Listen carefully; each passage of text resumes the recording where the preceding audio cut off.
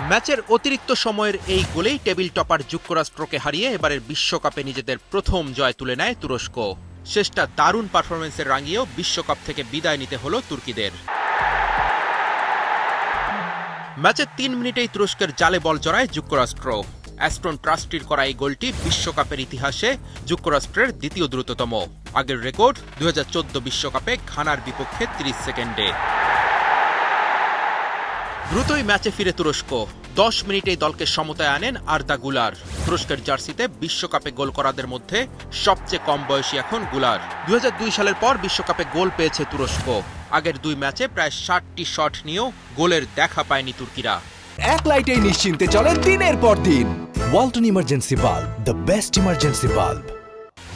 ৩০ মিনিটে লিড নেয়ার সুযোগ ছিল স্বাগতিকদের, তবে অফসাইডে গোল বাতিল হয়। কাউন্টার অ্যাটাকে দলকে লিড এনে দেয় তুরস্কের ফরোয়ার্ড বারিশ আলপার। বিরতির পর যুক্তরাষ্ট্রকে সমতায় ফেরায় বার হেল্টার। ম্যাচের নাটকীয়তা চলে একেবারে শেষ পর্যন্ত। অতিরিক্ত সময়ের গোলেই জিতে তুরস্ক। যুক্তরাষ্ট্রের সাথে চোখে চোখ রেখেই লড়াই করেছে তারা। দিনের অন্য ম্যাচে গোলশূন্য ড্র করেছে অস্ট্রেলিয়ার প্যারাগুয়ে। দুই দলের সমান ৪ পয়েন্ট হলেও গোল ব্যবধানে এগিয়ে থেকে পরের রাউন্ড নিশ্চিত করেছে অস্ট্রেলিয়া।